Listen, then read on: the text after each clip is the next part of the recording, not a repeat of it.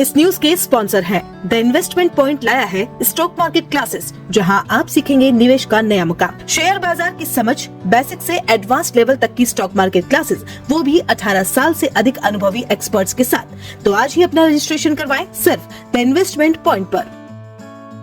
उदयपुर जिले की खेरवाड़ा पंचायत समिति कार्यालय में मंगलवार सुबह उस समय हड़कंप मच गया जब एक महिला कर्मचारी ने जेटीए अधिकारी प्रदीप सेन की सरेआम धुनाई कर दी। बताया जा रहा है कि यह विवाद पुराने छेड़छाड़ के मामले से जुड़ा हुआ है, जिसे लेकर महिला पहले भी थाने में शिकायत दर्ज करवा चुकी है। घटना के प्रत्यक्षदर्शियों के अनुसार मंगलवार सुबह अधिकारी प्रदीप सेन ने कथित तौर पर महिला कर्मचारी से कहा कि कानूनी कार्रवाई से कुछ नहीं होगा, जो करना है कर लो। आरोप है कि इस दौरान उसने महिला के कंधे पर हाथ भी रखा, जिससे महिला भड़क गई और उसे गुस्से में आकर प्रदीप सेन की जमकर पिटाई कर दी। मारपीट की इस घटना के बाद प्रदीप सेन मौके से भाग खड़ा हुआ। महिला कर्मचारी का कहना है कि उसने पूर्व में खेरवाड़ा थाने और जिला पुलिस अधीक्षक को भी इस मामले की शिकायत दी थी, लेकिन अब तक कोई सुनवाई नहीं हो पाई।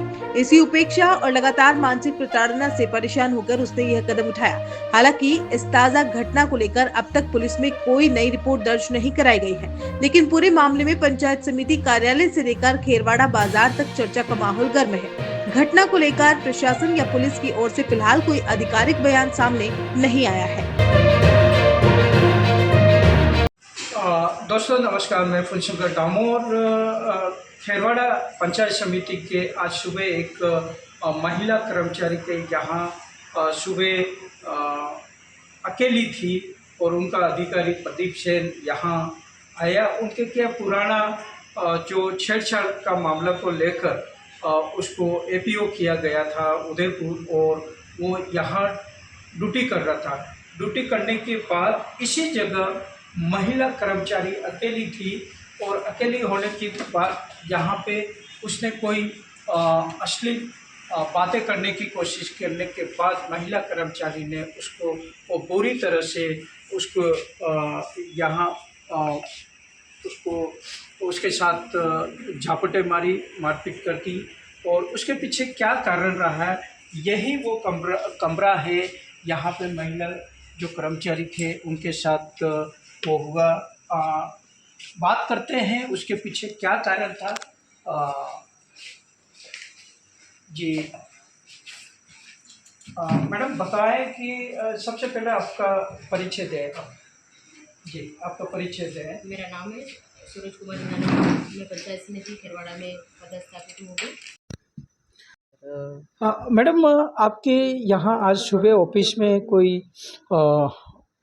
मारपीट का मामला हुआ है किसी अधिकारी के साथ, प्रदीप सेन के साथ, तो उसके पीछे कारण क्या रहा था, बताइएगा।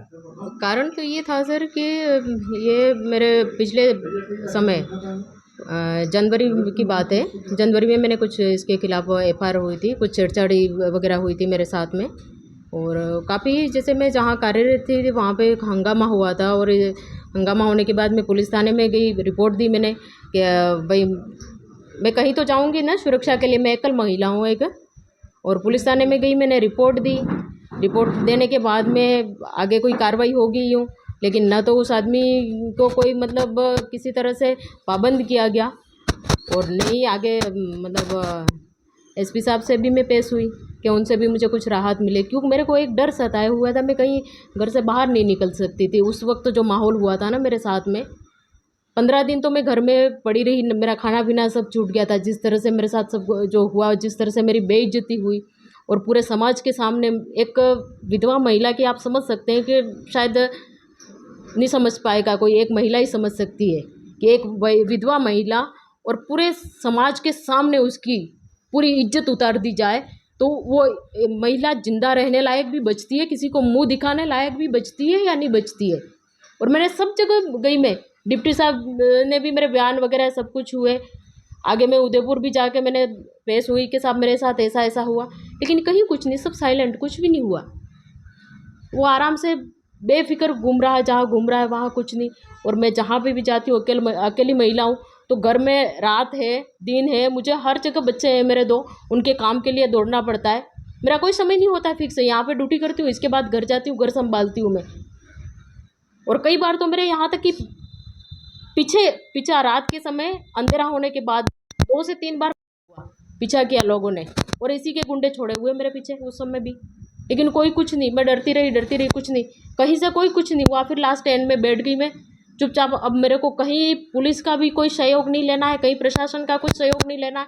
अब जो कुछ होगा और मैं अपने बलबूते पे लड़ूंगी और खुद ही मतलब हर चीज़ से जो भी होगा मैं सामना करूंगी, ये खुद हौसला दे के और खुद हर चीज़ संभल के। और फिर वापस मैं ऑफिस आ रही हूँ और मेरी ड्यूटी कर रही हूँ। और आज सुबह 10 सवा 10 बजे यहाँ पे सामना होता है मेरा।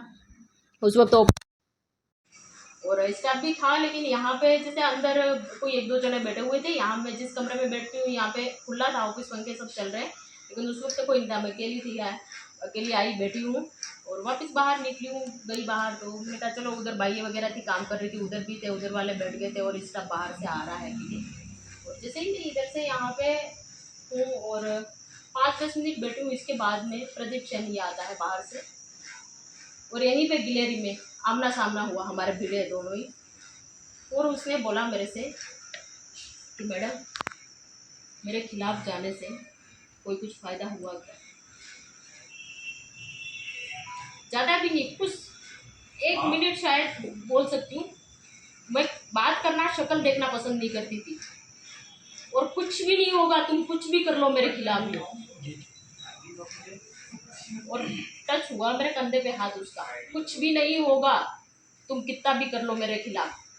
फिर मैं कुछ टाइम के लिए रुक गई, मैंने कहा कुछ नहीं, इधर मुंह घुमा के, और ये अंदर चला गया उधर साइन करने के लिए। फिर मैं वापस मुड़ी, मैंने कहा चुपचाप रही। अब पहले बहुत कुछ मेरी इंसल्ट हो गई, बेइज्जती हो गई, और अब चुप बैठ गई तो मैं ख़त्म हो जाऊंगी। और जैसे ही ये अंदर गया है कमरे के अंदर साइन करने के लिए, और मैं गई और मैंने फिर 2-4 इसको चढ़ा दी गई। और जैसे ही चढ़ाई ये तुरंत बाहर निकल गया। वहाँ पे 1-2 जने थे और रुका नहीं है, बाहर निकला। मैं भी पीछे पीछे निकली, लगाते हुए ही निकली। मैंने कहा तू मेरे को, इतनी तेरी हिम्मत कि मेरे को इतना बदनाम किया और आज भी तू मेरे को वो कर रहा है। मारते हुए बाहर निकल गई और वो भाग गया। फिर इसके बाद वापस नहीं आया, भाग के कहाँ गया मुझे कुछ नहीं पता है। अब आप यहाँ बैठे हैं तो आपके अधिकारियों से क्या बात हुई आपके यहाँ?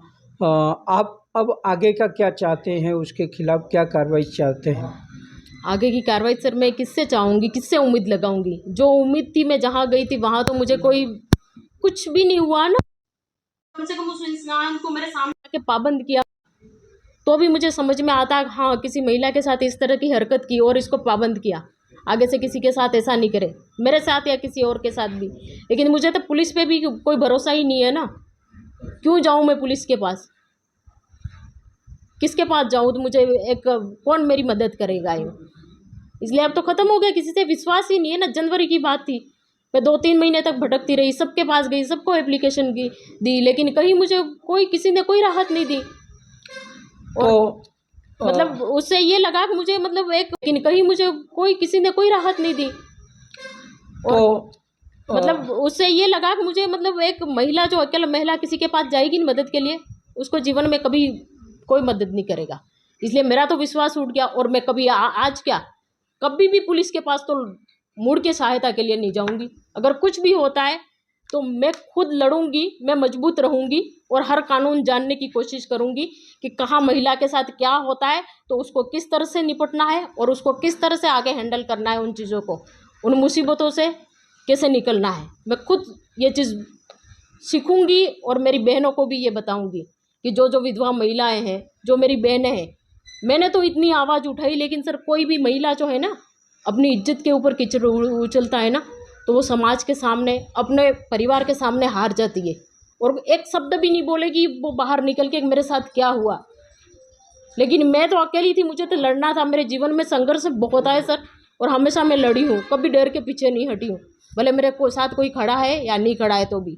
और आज भी जो भी मैंने उसकी पहले से ही इतनी, मैं एक तो गुस्से में थी जो, और अब जिस तरह से हुआ तो मैं चुपचाप नहीं बैठूंगी। अब जो भी मेरे साथ कार्रवाई के लिए है वो भी लेके आता है, अगर किसी को लेके आता है तो उस वक्त भी मैं जवाब देने के लिए तैयार हूँ कि क्यों मैंने उसके ऊपर हाथ उठाया, क्यों मैंने उसको थप्पड़े मारी।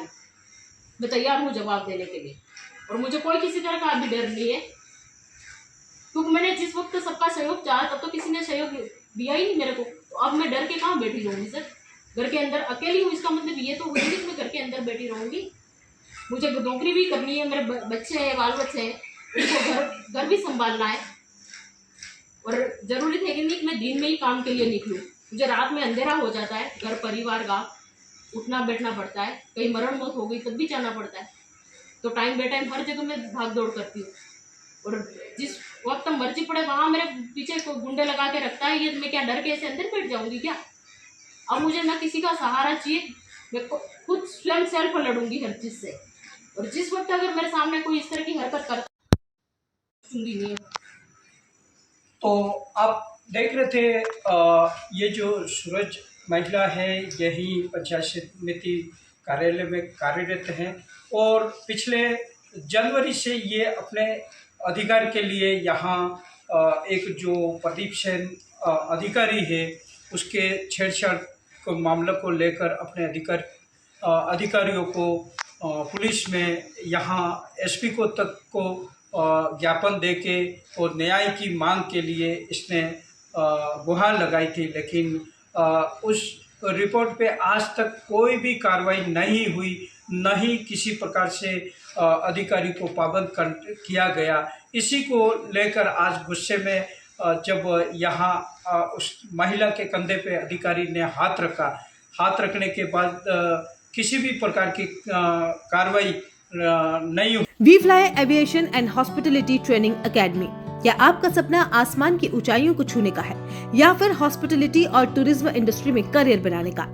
आपका सपना साकार होगा We Fly Aviation and Hospitality Training Academy में। उदयपुर की अग्रणी ट्रेनिंग एकेडमी जो आपको बनाएगा एयरलाइंस, होटल और टूरिज्म इंडस्ट्री के लिए बिल्कुल तैयार। बेहतरीन ट्रेनर्स, प्रैक्टिकल लर्निंग और इंडस्ट्री सर्टिफाइड कोर्सेज के साथ हम आपको एक सफल करियर की ओर ले जाते हैं।